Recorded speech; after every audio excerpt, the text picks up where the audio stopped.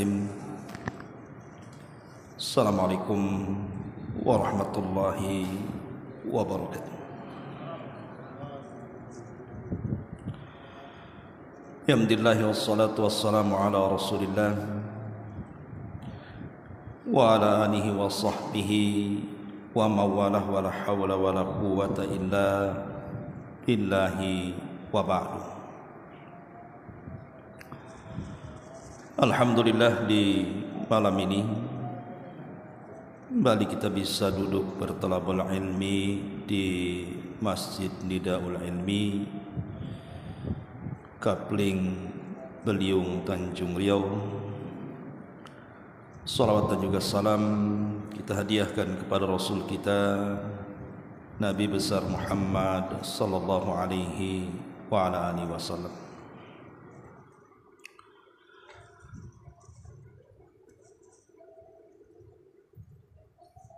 Kita akan membahas di malam hari ini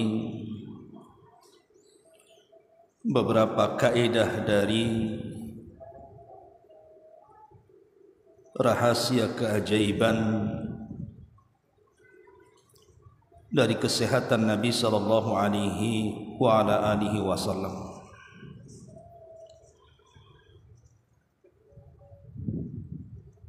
Disebutkan dalam hadis Al-Miqdam Ibn Ma'di Karib radhiyallahu anhu, Nabi sallallahu alaihi wasallam mengatakan, ma mala abnu Adam wi'a asyarran min batnihi.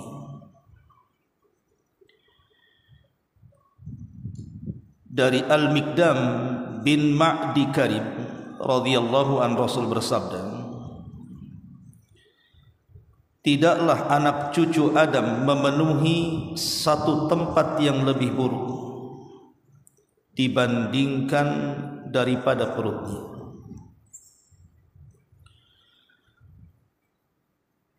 Dan dalam riwayat yang lain,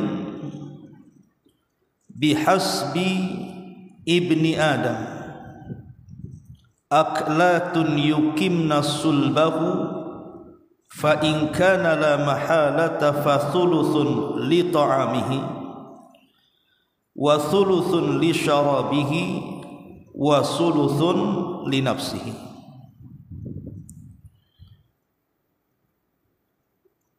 Dalam riwayat Nabi sallallahu alaihi wasallam mengatakan, kalau memang menjadi sebuah keharusan seseorang harus memakan dengan makanan yang banyak dalam perutnya, maka gunakan sepertiga untuk makannya, sepertiga untuk minumnya, dan sepertiga untuk nafasnya. Hadis ini juga disahihkan oleh Syekh Nasiruddin Al-Albani rahimahullahu ta'ala. Ma'asyiral muslimin yang dimuliakan Allah subhanahu wa ta'ala, kita tahu bahwa Nabi sallallahu alaihi wasallam adalah qudwah dalam segala perkara. Makanya Allah subhanahu wa ta'ala mengatakan, laqad kana lakum fi rasulillahi uswatun hasanah. Sungguh ada pada jati diri Rasul itu suri toladan yang baik yang patut kita ikuti dalam segala hal, termasuk juga dalam mengatur makanan dan minuman yang dimakan dan diminum Nabi sallallahu alaihi wasallam, karena di situ ada rahasia kesehatan.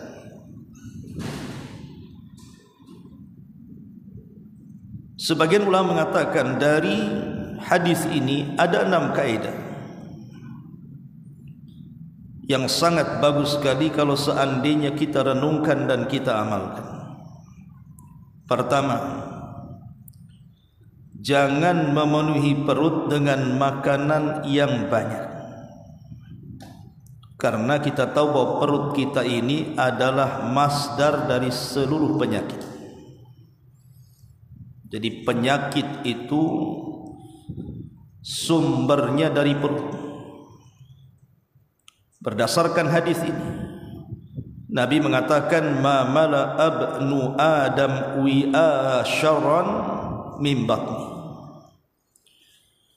Tidaklah anak cucu Adam memenuhi sesuatu tempat yang lebih buruk dibandingkan perutnya. Maknanya, kalau seandainya perut kita ini dimasukkan dengan berbagai macam makanan sampai penuh, maka akan banyak timbul banyak penyakit. Ini yang pertama. Yang kedua, dalam hadis ini kita diajarkan tentang kaidah sulus. Kaidah sulus itu artinya kalau memang kita ini sangat berhajat kepada makanan, boleh jadi makanan itu dianggap lezat bagi kita. Maka Nabi SAW mengatakan, fa in kana la mahala, kalau memang harus makan banyak, fa thuluthun li ta'amihi wa thuluthun li syarabihi wa thuluthun li nafsihi, maka gunakan perut itu menjadi 3 bagian. Sepertiga diisi makanan, sepertiga diisi minuman, dan sepertiga untuk bernafas. Kalau memang harus kita ini memakan makanan yang banyak, maka gunakan kaidah sulus. Ini yang kedua. Kemudian yang ketiga, dalam hadis ini para ulama menjelaskan kaidah yang ketiga adalah al-qaidah al-i'tidal wat tawazun. Al-i'tidal wat tawazun artinya makanan yang dimasukkan ke dalam perut ini harus berimbang. Makna berimbang di sini jangan memasukkan satu macam makanan saja. Karena terkadang makanan itu terkadang penyakit itu ditimbulkan karena hanya satu makanan saja. Contoh umpamanya orang makan daging terus, pagi siang sore, pagi siang sore, tanpa ada asupan serat dari sayuran atau yang lainnya, maka kalau hanya satu macam saja, maka ini akan menimbulkan berbagai macam penyakit.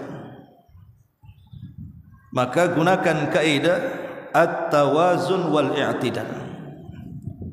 Maka masukkan makanan ke perut kita ini, gunakan dengan berbagai macam jenis makanan. Ya, ada sayurnya, ada buahnya, ada dagingnya, ada ikannya, dan begitu seterusnya. Karena di sini ada kaidah kesehatan yang diajarkan Nabi SAW. Ini kaidah yang ketiga. Kemudian kaidah yang keempat, jangan israf, jangan berlebihan dalam memakan makanan apa saja, walaupun zatnya halal. Nabi bahkan Allah Subhanahu wa taala mengatakan dalam surah Al-A'raf ayat 31, wa kulu washrabu wa la tusrifu innahu la yuhibbul musrifin. Makanlah dari makanan yang kau makan, minumlah dari minuman yang kau minum, tapi jangan berlebihan. Karena sesungguhnya Allah Subhanahu wa taala tidak suka dengan orang yang berlebihan. Karena orang yang berlebihan apapun jenisnya, maka itu tidak baik dan akan menimbulkan berbagai macam penyakit. Ini juga kaidah yang keempat. Kemudian kaidah yang kelima, biasakan untuk lapar. Biasakan untuk lapar. Karena kita tahu bahwa terkadang ketika perut ini diisi dengan berbagai macam makanan, maka akan timbul banyak penyakit.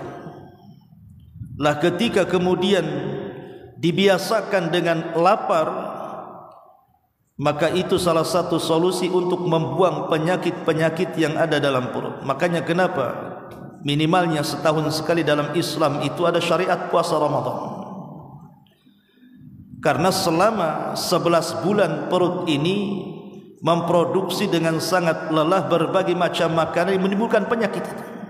Makanya disyariatkan puasa minimalnya setahun sekali Ramadan itu untuk mensterilkan sebagian banyak penyakit yang tertimbul dari perut kita. Makanya Nabi SAW lihat biasa lapar. Aisyah radhiyallahu anha mengatakan, setelah hijrah dari Mekah ke Madinah, maka Rasul tidak pernah merasakan makanan yang lezat. Bahkan pernah satu hari, kata Aisyah, 3 bulan berturut-turut Nabi SAW hanya memakan al-aswadan. Aswadan itu artinya tamar dan air putih saja.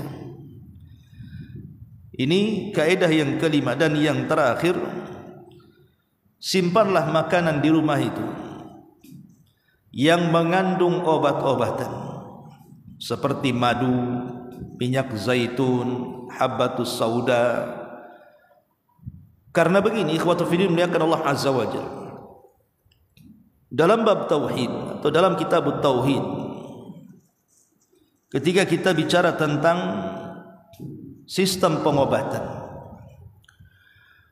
pengobatan dalam Islam itu, atau para ulama Islam menjelaskan bahwa sistem pengobatan itu kan ada 3 macam. Pertama, ada yang memang secara zatnya, bahwa kalau seandainya diminum ataupun dimakan berdasarkan nas Al-Quran dan Sunnah, itu adalah obat. Contoh umpamanya air Zam-Zam. Air Zam-Zam sudah banyak, tanpa diteliti pun air Zam-Zam itu air berkah dan bisa mengobati. Ataupun habbatus sauda, karena Rasul yang mengatakan habbatus sauda dawaun likulli da, obat segala sesuatu penyakit. Ataupun minyak zaitun yang merupakan minyak yang mubarakah, sampai dijadikan sumpah dalam Al-Quran, watini wazaitun. Atau apalah yang kemudian disebutkan berdasarkan Al-Quran dan Sunnah bahwa ini terkandung obat. Maka kalau seandainya berdasarkan nas Al-Quran dan Sunnah ini obat, maka silahkan konsumsi, karena ada nasnya. Yang kedua, boleh jadi mungkin Al-Quran dan Sunnah tidak menjelaskan ini obat, tetapi ada tajribah. Tajribah itu mungkin ada semacam eksperimen ataupun penelitian dari pakar-pakar kesehatan. Siapa yang memakan akar-akar ini, maka akar-akar ini mengandung zat tertentu yang bisa mengobati ini dan itu. Atau mungkin daun-daunan tertentu, kalau direbus, diminum airnya, bisa mengobati penyakit ini dan itu. Dan itu berdasarkan penelitian dan sudah banyak diuji coba. Maka ulama mengatakan tidak ada masalah kita mengkonsumsinya. Masalahnya yang ketiga, Quran Sunnah mengatakan ini tidak obat. Tidak ada penelitian para pakar-pakar kesehatan bahwa ini obat kemudian dijadikan obat. Lah, inilah yang kemudian terkadang menjerumuskan seseorang kepada kesyirikan. Minimalnya syirkul asghar, syirik kecil. Karena dia telah menjadikan sebab yang bukan sebab. Contoh umpamanya ada orang yang berobat dengan melingkarkan benang di leher atau benang di kaki atau benang di tangan, dengan keyakinan bahwa benang itu bisa mengobati penyakit ini dan itu. Lah, ini bahaya, merusak keyakinan. Makanya satu hari saya pernah dakwah di Pulau Moro sana. Itu ada dalam setahun bulan-bulan tertentu, entah apa keyakinan orang pulau itu. Jadi ada sebagian anak-anak kecil mereka itu dilingkari gelang dari benang warna kuning di lehernya, di perutnya, di tangannya, kan itu. Jadi saya tanya waktu itu sama warga di situ, kenapa kok anak-anak ini kok dipakaikan benang dari bayi sampai anak-anak kecil dan tidak boleh dilepas kecuali putus sendiri. Jadi orang-orang itu mengatakan, oh ini supaya anak ini kebal dari penyakit, gitu. Coba bayangkan, mereka mengatakan supaya kebal dari penyakit, tidak mudah terserang penyakit. Apa hubungan benang dengan penyakit? Justru kita tahu bahwa benang ini yang jual rata-rata ya penjahit, gitu ya. Tidak ada kita beli benang di apotek. Tidak ada hubung kait antara benang dengan penyakit, kecuali kalau benang itu untuk menjahit ketika operasi, lain ceritanya. Tapi kalau melingkarkan benang kemudian dengan keyakinan bahwa dia bisa melepaskan diri dari segala jenis penyakit, ini khurafat, karena dia menjadikan sebab yang bukan sebab, dan ini masuk pada syirkul asghar. Bahkan kalau sampai diyakini benang itulah yang menyembuhkan, bukan hanya syirik asghar lagi, bisa kepada akbar lagi. Jadi kalau seandainya perkara-perkara yang tidak jelas berdasarkan nas Al-Quran ini obat, dan tidak ada penelitian ini obat, jangan dikonsumsi, karena anda telah menjadikan sebab yang bukan sebab dan masuk pada perkara kesyirikan. Ini masuk ke akidah nantinya. Tetapi kalau memang ini sudah jelas berdasarkan nas Al-Quran ini obat, seperti madu, habatus sauda, minyak zaitun dan yang semacamnya, maka silahkan konsumsi lah. Minimalnya di rumah kita itu adalah obat-obatan yang bisa kita makan, makanan-makanan yang mengandung di dalamnya berbagai macam kesehatan. Inilah yang disebutkan oleh para ulama dari hadis ini tentang 6 kaidah ini, dan ini rahasia daripada kesehatan Nabi. Ma'asyiral muslimin yang dimuliakan Allah Azza wa Jalla, anda bisa bayangkan Nabi di usia 50 tahun lebih. Kita tahu bahwa Nabi diangkat menjadi Nabi dan Rasul kan di usia 40 tahun. Kemudian berdakwah di kota Mekah selama 13 tahun. Artinya sampai usia 53 tahun baru Rasul hijrah dari Mekah ke Madinah. Di Madinah inilah kemudian Rasul disibukkan dengan berbagai macam kesibukan. Disibukkan dengan perang, jihad, dan hampir 30 lebih atau kurang lebih Rasulullah SAW berperang. Kemudian Rasul disibukkan dengan perkara manusia, entah orang yang datang meminta solusi, meminta fatwa dan yang semacamnya, belum lagi menghadapi kabilah-kabilah. Kemudian di sisi lain Rasul berpoligami dan istrinya 11. Kemudian punya anak-anak. Rasul harus menghidupi keluarga. Coba kita bisa bayangkan sesibuk apa Nabi SAW. Tapi subhanallah, di usia yang sudah senja tidak ada penyakit yang menempa Nabi SAW. Bahkan ada riwayat walaupun sebagiannya dilemahkan, ketika Nabi SAW menyurati Muqawqis raja Mesir, kan Rasulullah SAW berdakwah dengan cara murasalah, mengirim surat ke raja-raja, ke raja Persia, ke raja Romawi, ke raja Ethiopia, Najasyi, bahkan ke Mesir, Muqawqis. Raja Muqawqis memang tidak masuk ke dalam Islam, tapi dia sangat menghargai surat Nabi SAW sehingga mengirimkan hadiah kepada Rasul.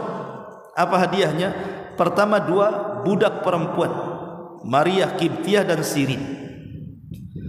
Kemudian Maria Qibtiyah diambil Rasul, akhirnya punya anak Ibrahim, tetapi Sirin diberikan kepada juru bicara Nabi SAW, Hasan ibn Thabit. Kemudian yang kedua diberikan hadiah seorang tabib, seorang dokter. Tapi Nabi SAW kemudian tidak mau dokter ini, disuruh balik lagi ke Mesir. Kemudian kata Nabi SAW, kami terbiasa kaum yang lapar, tidak perlu kami tabib, katanya. Dari sini kita tahu bahwa kehidupan Nabi SAW itu sangat sehat sekali. Makanya sampai para ulama meneliti, kok bisa Rasulullah SAW di usia senja itu kok sehat sekali, padahal kita tahu antum yang merasakan usia kepala 4 ke atas gitu kan, itu kan sudah merasakan macam-macam penyakit.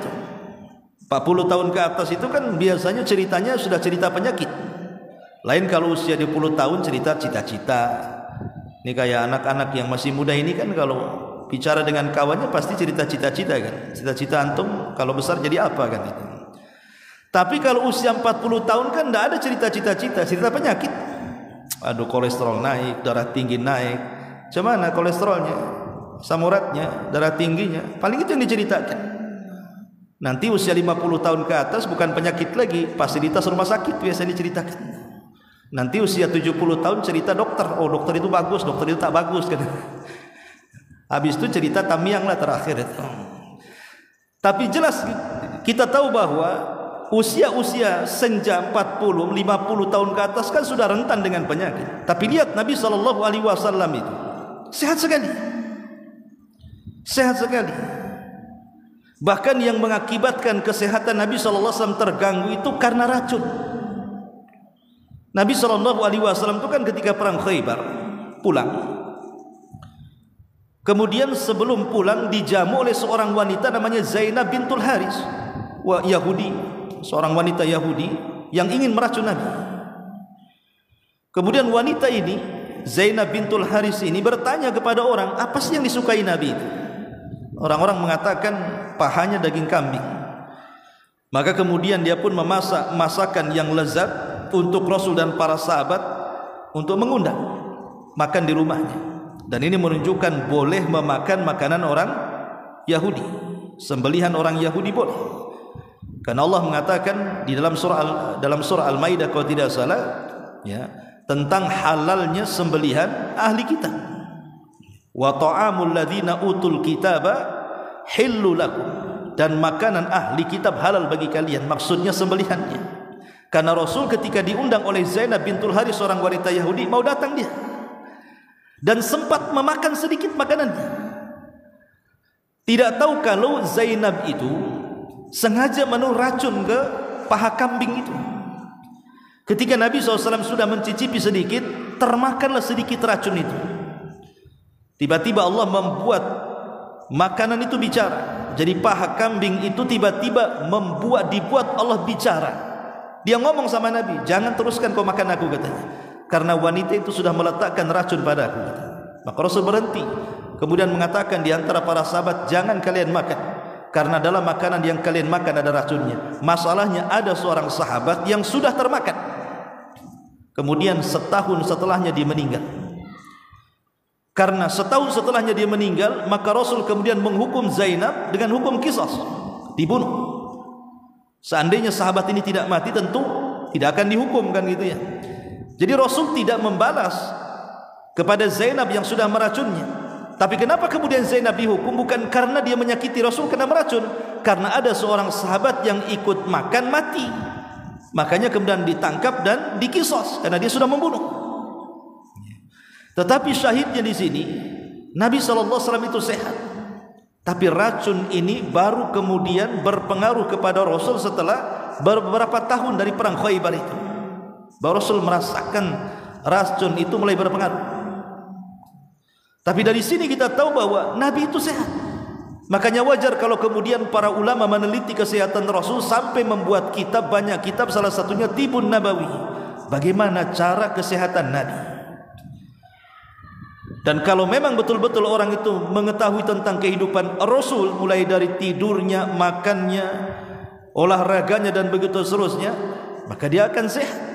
Ya. Maka di sini bagaimana Nabi SAW kemudian memberikan rahasia kesehatan kepada kita semuanya. Karena begini, ikhwatu fillah muliakan Allah Subhanahu wa taala. Al-Imam Ghazali rahimahullahu taala, beliau mengatakan dalam kitabnya Ihya Ulumuddin tentang bahaya atau 10 bahaya makan berlebihan. Secara singkat, yang pertama, orang yang memenuhi perutnya tanpa kemudian menyaring, kata beliau, akan menjadikan hati seseorang itu qaswah, keras hatinya. Kata beliau, la tumitul quluba bi kathrati at-ta'ami wasyarabi wa innal quluba tamutu kazzar'i idza kathura 'alaihi al-ma'. Kata beliau Al-Ghazali, janganlah kalian mematikan hati dengan banyak makan ataupun banyak minum. Sesungguhnya hati itu seperti tanaman yang akan mati apabila terlalu banyak air. Kalau antum menanam tanaman, kemudian antum siram dan kelebihan air, bukan makin hidup tanaman itu, dia bisa mati. Lah begitu juga hati, kalau terus kemudian dipenuhi perut kita dengan makanan berlebihan, kata beliau, ini bisa mematikan hati kita. Karena biasanya cenderung orang yang kenyang terus itu malas hidupnya, malas untuk beribadah kepada Allah Azza wa Jalla. Contoh saja, orang yang berpuasa lah ya. Orang yang berpuasa terkadang kalau sudah mendekati jam-jam berbuka, biasanya kan rangsangan syahwat untuk makan itu kuat. Makanya kalau dia datang ke pasar kaget, itu biasanya diborong semua kan. Kadang-kadang datang ke pasar motor itu tidak ada satupun kresek yang gantung gitu ya. Pulang itu bergantung semua kresek itu. Entah isinya apa, entah kolak, entah rujak, entah apa, semua ada kan. Kemudian menjelang maghrib, terkadang makan itu sudah diletakkan di meja-meja makan. Dalam angan-angan kita ini terkadang nafsu kuat kan gitu. Nanti kalau maghrib saja ku makan semuanya. Betul, kalau itu kemudian keinginannya dipenuhi, pas waktu maghrib semua makanan yang ada di meja pindah ke perut sak meja-mejanya, itu kan masalah.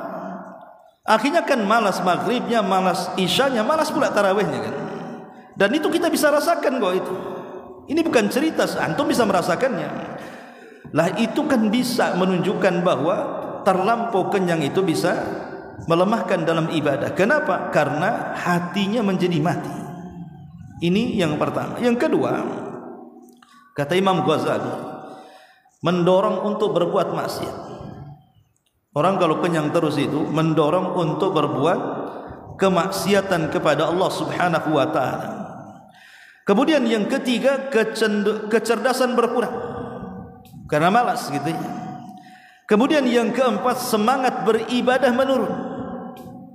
Malas untuk beribadah itu karena bawaannya ngantuk biasanya ya, kayak ular sawah habis makan tidur. Seperti itulah orang yang kemudian kekenyangan. Bahkan lebih daripada itu, kata Imam Ghazali yang kelima, hilangnya halawatul ibadah. Jadi manisnya ibadah itu akan hilang. Ketika Nabi SAW memberikan sebuah isyarat dalam sabdanya, ma faddalakum Abu Bakrin bi fadli siyamin wala salatin wa innama huwa bi syai'in waqara fi sadri. Tidaklah Abu Bakar berhasil mengungguli karena, maksudnya dia tidak dikenal dengan banyak puasa, banyak salat, tetapi mengungguli banyak para sahabat. Kenapa? Kata Nabi SAW, karena ada sesuatu yang ditanamkan Abu Bakar dalam hatinya. Al-Imam Ad-Darani rahimahullah ta'ala, dia mengatakan bahwa ibadah paling manis yang aku rasakan adalah ketika perutku tidak terlampau banyak diisi, seperti Abu Bakar Siddiq radhiyallahu anhu. Dari sini kita tahu bahwa manisnya ibadah itu bisa dirasakan ketika perut lapar. Dan manisnya ibadah itu tidak akan dirasakan ketika perut kenyang. Dan ini juga salah satu bahaya berlebihan dalam makanan. Kemudian yang nomor 6, menjerumuskan kepada syubhat dan haram. Kalau orang kemudian laparan, pengennya makan saja, maka terkadang orang sudah tidak perhatikan mana halal haram. Yang penting kenyang perutnya. Kemudian yang nomor 7, menyibukkan hati dan juga mengundang berbagai macam penyakit yang sudah saya jelaskan tadi. Bahkan kata Imam Ghazali, menyulitkan saat sakaratul maut. Kemudian yang nomor 9, bisa mengurangi pahala. Dan yang terakhir, kesulitan di akhirat. Kesulitan di akhirat, karena otomatis ketika di dunia malas beribadah, otomatis tidak banyak pahala yang dibawa menghadap Allah Subhanahu wa ta'ala, dan akan mempersulit dia di akhirat. Inilah kata Imam Ghazali 10 perkara akibat berlebihan dalam makanan. Wallahu alam, ini diantara rahasia kaedah-kaedah kesehatan Nabi SAW yang kalau seandainya kita amalkan, kita contohkan apa yang sudah dibuat Nabi, tentu akan membawa kesehatan banyak. Jangan cerita makanan, cerita tidur saja. Kalau antum mengikuti tidur Nabi, Nabi itu kan tidur 3 waktu ya. Nabi itu tidur 3 waktu kan. Pertama berdasarkan surah Muzammil. Ya ayyuhal muzammil, qumil laila illa qalila nisfahu aw inqus minhu qalila aw zid alaihi warattilil qur'ana tartila. Jadi tidurnya Nabi SAW itu dalam surah Al-Muzammil nisfahu, separuh. Jadi tidur ba'da isya separuh malam, kemudian separuhnya bangun, kemudian tahajud sampai pagi. Ataupun kata Allah auzid alih, atau ditambah dari separuh menjadi 2/3. Jadi 2/3 habis isya Rasul tidur sampai 2/3 malam, baru 1/3 malam akhir Rasul bangun. Kemudian Nabi SAW menghabiskan 1/3 malam itu untuk tahajud sampai pagi. Ini kalau di malam hari. Bisa separuh malam, bisa 2/3 malam. Ini yang pertama, ini tidurnya Nabi. Yang kedua, menjelang subuh. Di situ Nabi SAW tidur, tetapi bukan tidur betulan. Dia hanya ittija, berbaring ke lambung kanan. Berbaring ke lambung kanan. Dalam bahasa Arab disebut ittija namanya. Jadi bukan tidur, tidak, hanya berbaring untuk meluruskan karena dia sudah lelah salat malam. Kata Nabi SAW, falyuqiduna imuha wal yastarih qaimuha. Yang tidur bangun dan yang salat malam istirahat. Ya, jadi orang yang tidak salat malam di azan pertama kata Rasul bangun. Makanya seorang mukmin minimalnya bangun itu di azan pertama. Seorang mukmin itu minimalnya bangun pagi di azan pertama, bukan di azan kedua. Kalau azan kedua sudah subuh. Ya. Karena Rasul SAW mengatakan seperti itu. Falyuqiduna imuha wal yastarih qaimuha. Kalau yang tidak solat malam, tidur terus di malam hari, maka di azan pertama bangun. Tetapi bagi yang solat malam istirahat. Dengan cara apa? Ittija tadi, berbaring ke lambung kanan. Karena biasanya kalau berbaring ke lambung kanan ke arah jantung, itu tidak akan nyenyak tidurnya kalau seandainya ada suara-suara masih dengar. Ya. Kemudian yang ketiga ada namanya kailulah. Kailulah itu tidur, ada yang mengatakan setelah zuhur, ada yang mengatakan sebelum zuhur. Karena Nabi SAW mengatakan kilu fa inna syaitana la yaqin. Tidurlah siang karena setan itu tidak pernah tidur siang. Hadis ini dihasankan Syekh Albani. Maksud tidur siang itu maksudnya kubail az-zuhri, mendekati waktu zuhur, artinya tidak lama tidurnya. Dan itu bukan tidur betulan kata ulama, hanya sekedarkan merebahkan badan dia karena lelah dia bekerja, entah 15 menit atau 20 menit gitu ya. Kalau umpamanya orang yang di kantor ya cukup merebahkan di kursi seperti ini atau di meja seperti ini, hanya untuk supaya pekerjaan yang melelahkan itu ya terurailah lelahnya sedikit demi sedikit. Ada juga yang mengatakan kailulah sebelum zuhur, ada yang mengatakan setelah zuhur, tapi pendapat yang kuat sebelum zuhur. Ada penelitian dari pakar kesehatan Amerika, orang barat yang meneliti hadis ini. Kenapa dalam Islam itu disyariatkan kailulah?